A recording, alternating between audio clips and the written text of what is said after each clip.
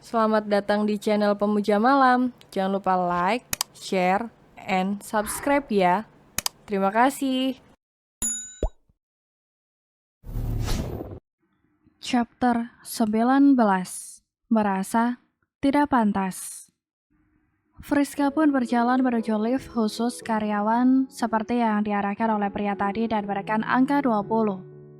Sementara itu, pria yang tadi ditemui Friska melanjutkan langkahnya menuju ruangan yang biasa didatanginya. Setelah mengetuk pintu dan dipersilahkan masuk, dia pun memasuki ruangan tersebut sambil menyerahkan sebuah map kepada seorang pria yang duduk di kursi kebesarannya.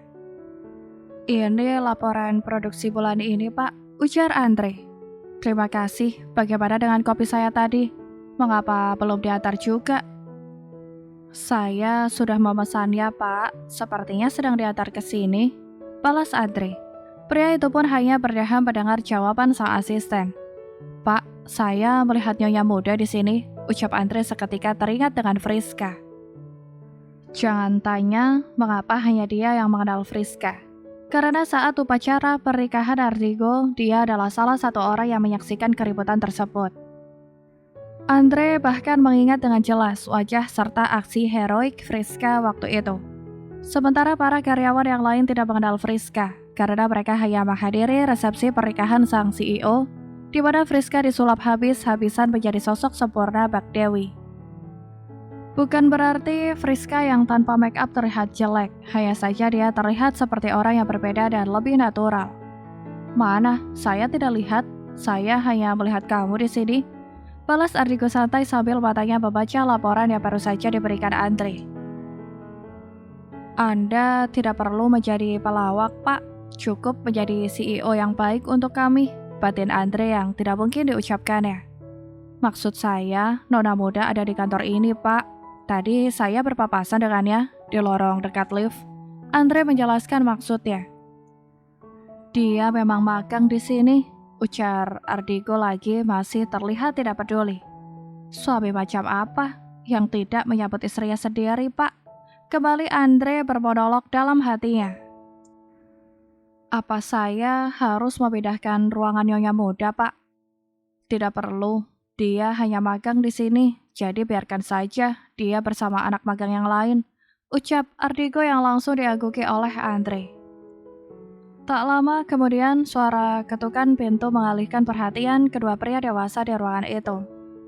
"Buka pintunya, Andre," titah Ardigo. Andre pun berjalan menuju pintu, lalu membukanya, dan betapa terkejutnya dia ketika mendapati seseorang yang baru saja mereka bicarakan sedang berdiri di depan pintu dengan membawa nampan berisi kopi. Andre terbelalak melihat sang nyonya yang bertugas seperti OB di sini. Dia berencana akan memarahi seluruh OB atau siapapun yang sudah menyuruh Friska untuk mengantarkan kopi. Sementara gadis tersebut hanya menunduk tidak berani mengangkat kepalanya, sehingga dia tidak melihat siapa orang yang berdiri di hadapannya saat ini. Tangan yang sedikit gemetar menandakan bahwa jantung gadis itu sedang tidak baik-baik saja. Demi apapun, Friska sangat takut saat ini. Silakan masuk, Nyonya," ujar Andre mendadak gugup. Friska yang mendengar suara bas itu pun seketika mengangkat kepalanya dan terkejut mendapati lelaki tampan yang tadi memberi hormat padanya. Apakah semua wanita di kantor ini dipanggil dengan sebutan Nyonya? Dan apakah dia CEO-nya? Batin Friska bertanya-tanya. Dia segera tersenyum kikuk namun sedikit lega karena ternyata sosok CEO itu tidak seburuk ekspektasinya. Setidaknya dia sudah pernah saling bertegur sapa dengan sama-sama berduduk dan memberi hormat. "Maaf Tuan, ini kopi Anda," ujar Friska sesopan mungkin. Itu bukan untuk saya, Nyonya. Silakan masuk dulu," putus Andre akhirnya. Sementara Ardigo terlihat penasaran siapa yang sedang berbicara dengan Andre saat ini. Tubuh tegap Andre menutupi tubuh seseorang tersebut. Tak lama kemudian Andre memutar tubuhnya diikuti dengan seorang wanita di sampingnya. Tentu saja dia sangat mengenali sosok wanita dengan kemeja krem tersebut. Saat tatapan mata mereka bertemu, gadis itu pun sangat terkejut bahkan melebarkan matanya. Nampan yang sedang dipegangnya pun hampir terjatuh jika saja Andre tidak menahannya. Hati nyonya, peringat Andre. Mas Ardigo, Friska meyakinkan penglihatannya tidak salah. Sementara itu Digo hanya terdiam sambil memasang wajah datarnya. Mas bekerja di sini juga? Mana CEO-nya? Aku dimintai tolong untuk mengantarkan kopi ini, ujar Friska polos. Ardigo hanya menganga mendengar pertanyaan Friska. Ternyata gadis itu hanya terkejut melihatnya, bukan terkejut karena menyadari bahwa ini adalah perusahaannya. Gadis ini benar-benar menguji emosiku. Batin Ardigo tidak habis pikir. That's me, I'm the boss, ujar Ardigo dengan percaya diri. Sementara itu Andre hanya bingung melihat pasangan suami istri ini. Sepertinya aku melupakan alasan mereka menikah, ujar Andre mencoba memahami situasi ini. Apa? Friska benar-benar terkejut kali ini. Namun sebelum itu Andre sudah lebih dulu mengambil kopi tersebut dari tangannya, takut kopi itu benar-benar jatuh dan mengenai tubuh sang nyonya. Bagaimanapun Friska tetap nyonyanya bukan? Jadi ini perusahaanmu, kamu CEO-nya, kamu pemilik Fabians Corp, tanya Friska hampir saja jantungan. Inilah waktu yang ditunggu-tunggu oleh Ardigo, melihat Friska terkejut dengan fakta tentang dirinya dan juga tentang kehebatannya. Karena dia masih saja merasa kesal ketika mengingat Friska memamerkan temannya yang hanya pemilik kafe, bahkan Vano sang anak pun ikutan mengagumi pria tersebut. Dia merasa tidak terima, harga dirinya terluka. Lalu dia hanya mengangguk pelan sebagai jawaban agar terlihat semakin berwibawa dan cool. Ya, saya adalah CEO Fabians Corp. Tempatmu magang saat ini, ujar Ardigo memperjelas. Sementara itu Friska hanya termenung dengan pikiran yang tidak menentu. Astaga, kenapa aku lupa kalau dia memang seorang CEO dan punya sebuah perusahaan? Tapi aku tidak menyangka jika perusahaannya sebesar Fabians Corp ini. Friska terus saja mencoba untuk menerima kebenaran ini. Disinilah Friska berdiri dengan menatap ke arah dinding lebar yang berisi struktur kepemimpinan di Fabians Corp. Begitu keluar dari ruangan Ardigo, gadis itu pun lantas berjalan menuju lobi kantor untuk memastikan ucapan pria itu. Astaga, ternyata benar dia CEO-nya. Kenapa dulu aku tidak melihat ini? Ujar Friska pelan sambil berulang kali membaca nama beserta melihat foto yang terletak paling atas dari semua struktur tersebut. Ardigo Alexander Fabian. Benar, ada Fabian di ujung namanya, ujar Friska pelan sambil mengeja nama tersebut.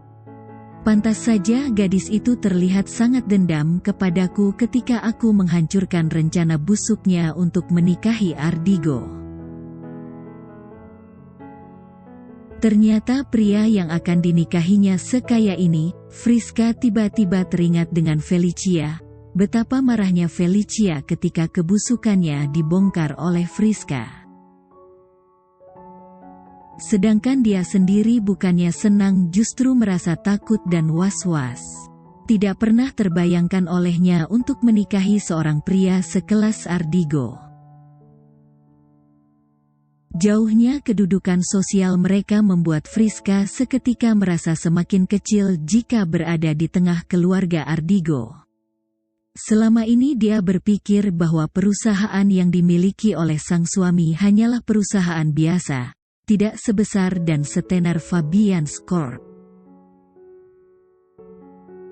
Berarti Vano adalah anak dari salah satu orang terkaya di negeri ini.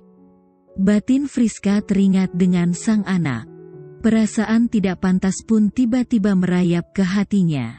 Dia merasa tidak pantas untuk menjadi ibu bagi Vano, calon penerus Fabians Corp. Saat Friska masih kalut dengan pikirannya, tiba-tiba tepukan di bahunya menyadarkan gadis itu. "Kamu sedang melihat apa?" tanya Tasya yang sengaja menghampiri sang sahabat. "Aku hanya sedang melihat-lihat struktur kepemimpinan di sini," balas Friska seadanya. "Berharap suatu hari nanti nama dan fotomu akan dipajang di sana," goda Tasya. "Tidak. Ayolah, tidak usah malu kepadaku, kita juga berhak bermimpi, Fris. Siapa tahu nanti bisa jadi nyata. Aku juga berharap nama dan fotoku terpampang di sana." Kini Tasya juga ikut memperhatikan struktur itu. "Jangan bilang kamu sedang memperhatikan foto CEO-nya, tiba-tiba Tasya berujar sambil menaik turunkan alisnya. "Tidak, aku sama sekali tidak tertarik dengannya," bantah Friska. "Hei, aku tahu CEO kita tampan. Tapi kamu harus ingat kalau kamu sudah punya suami. Walaupun dia kurang ajar tetap saja dia suamimu, dan sepertinya juga Pak Ardigo sudah punya istri. Bolehkah aku sombong dengan mengatakan bahwa aku adalah istri dari CEO itu, Sya?" batin Friska. "Sya, tapi dia adalah Su," ucapan Friska dipotong oleh Tasya. Padahal dia hendak memberitahu perihal siapa Ardigo itu sebenarnya. "Sudahlah Fris, tidak ada alasan apapun untuk mengagumi pria selain suamimu. Sebaiknya sekarang kita ke kantin karena sekarang sudah jam istirahat." Naura juga sudah menunggu di sana. Tasya langsung menggandeng tangan Friska menuju kantin. Hari ini Friska tidak bisa menjemput Vano ke sekolah. Tadi saat di ruangan Ardigo dia juga sudah mengatakan hal itu. Jadi hari ini hanya Pak Danang yang akan menjemput sang anak. Jam sudah menunjukkan pukul 5 sore, itu artinya jam pulang kantor sudah tiba. Seluruh karyawan sudah mulai bergegas untuk pulang. Ada yang berjalan menuju parkiran motor dan banyak juga yang menuju parkiran mobil. "Ayo Fris, kita pulang bersama," ajak Naura saat sudah selesai mengemaskan semua barangnya. "Kalian duluan saja, aku sudah mengabari seseorang untuk menjemputku," balas Friska karena dia akan meminta Pak Danang untuk menjemputnya. "Seseorang, Mas suami?" tanya Naura tersenyum menggoda Friska. "Bukan, aku akan menunggu di sini. Kalian duluan saja." "Benarkah?" "Iya." "Ayo Nau, kita duluan saja. Sepertinya ada yang malu jika bertemu dengan suaminya di depan kita." Kini Tasya ikut menimpali. "Hei, bukan begitu, aku sedang menunggu Pak Danang." "Oh, sopirmu waktu itu?" tanya Tasya. "Iya." "Wah, teman kita sudah benar menjadi nyonya," celetuk Naura bangga. "Baiklah, kami duluan ya Fris," pamit Naura dan Tasya. Setelah kepergian kedua sahabatnya, Friska pun menghubungi Pak Danang. "Halo Mbak Friska." "Halo Pak, Bapak di mana? Bisakah menjemput saya di kantor Fabians Corp?" "Baik Mbak. Saya juga masih di kantor, silakan keluar sekarang Mbak." "Oh iya Pak, saya akan naik di perempatan dekat kantor saja." Friska sengaja tidak mau naik di depan gedung kantor, karena dia yakin pasti karyawan mengenali mobil dan juga Pak Danang. Dia belum siap diketahui oleh banyak orang. "Baik Mbak," ucap Pak Danang. Saat mobil berhenti di depannya, Friska langsung bergegas membuka pintu dan segera masuk ke dalam. Dia sengaja tidak menunggu Pak Danang untuk membukakan pintu karena takut karyawan lain melihatnya. "Ayo Pak, kita jalan." "Oh iya, kita jemput Vano ke rumah Mama dulu ya," ujar Friska saat sudah duduk di dalam mobil. "Mbak Friska baik-baik saja?" tanya Pak Danang yang menyadari gelagat aneh sang nyonya. "Iya Pak, saya baik-baik saja." "Sial, sepertinya mulai hari ini hidupku akan sulit." Batin Friska membuang napas kasar lalu menyandarkan tubuhnya ke sandaran jok. Baru pulang menemui Tuan Ardigo, "Mbak, Pak Danang berani bertanya begitu karena dia tahu Friska tidak akan marah kepadanya." "Tidak Pak, saya magang di sini," balas Friska dengan mata terpejam. Wah, ternyata Mbak Friska masih kuliah. "Iya Pak, tolong doakan saya bisa cepat wisuda ya." "Pasti Mbak, saya mendoakan semua yang terbaik untuk Mbak Friska," ujar Pak Danang yang membuat Friska tersenyum. Lalu dia teringat sesuatu. "Pak Danang." "Iya, Mbak. Tolong jangan beritahu karyawan yang lain kalau saya istrinya Mas Ardigo ya Pak," ucap Friska kembali menegakkan tubuhnya. "Kenapa begitu Mbak?" Tentu saja Pak Danang bingung dengan permintaan sang nyonya.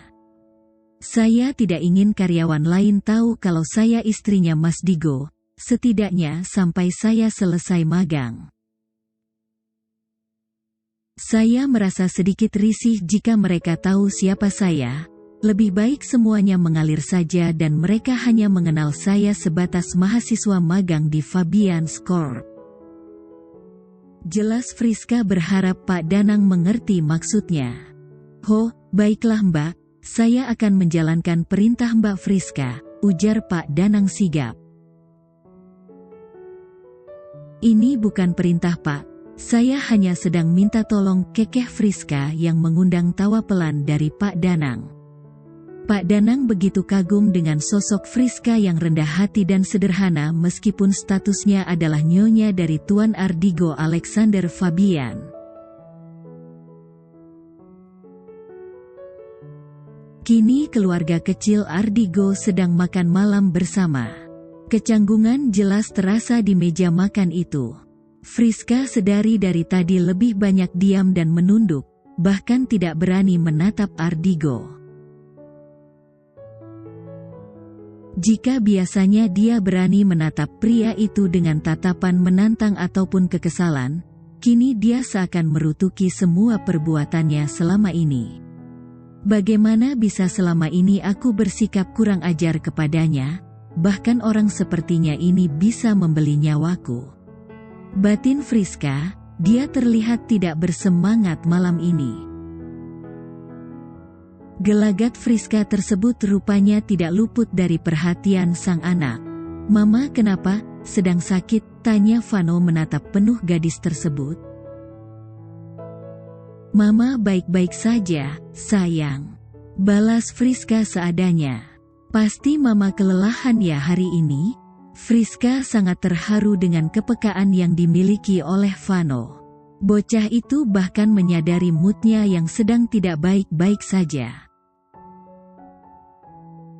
Iya, tapi setelah mendengar Vano yang mencemaskan Mama, tiba-tiba lelah Mama hilang." Friska tersenyum lebar ke arah sang anak. Dia tidak berbohong bahwa dia senang ketika bocah itu mempedulikannya. Vano juga membalasnya dengan senyuman tak kalah lebar. Sementara itu pria dewasa di depannya hanya diam dan fokus dengan makan malamnya. Setelah selesai makan, Friska lalu mencuci piring dan alat masak yang tadi digunakannya. Ekor matanya menangkap seseorang yang tengah berjalan menuju kulkas dan dapat dipastikan orang itu adalah Ardigo. Pria itu sedang mengambil minuman kaleng dari sana. Bagaimana hari pertamamu magang Nona Friska? Bukankah dulu kau katakan akan memberitahu saya siapa CEO-mu? Manusia yang sejak tadi dihindarinya kini malah mengajaknya berbicara. Terlihat pria itu sengaja meledeknya. Kau gila? Bagaimana mungkin memperkenalkanmu kepada dirimu sendiri? Sungguh Friska ingin menamparkan bibirnya yang secara spontan berujar demikian. Ais, dasar mulut kurang ajar. Ingat, dia bukan orang sembarangan. Friska meringis di dalam hatinya. Namun kemudian dia cepat-cepat meralat ucapannya. Maksudku dulu aku tidak tahu kalau itu perusahaanmu. Ujarnya pelan. Setidaknya itu lebih baik, pikir Friska. Kamu tidak menyangka kan kalau saya pemilik Fabians Corp? Saya memang sehebat itu, ucap Ardigo membanggakan dirinya. Iya, kamu memang hebat mas, ujar Friska yang memilih menyetujui ucapan Ardigo. Bersambung.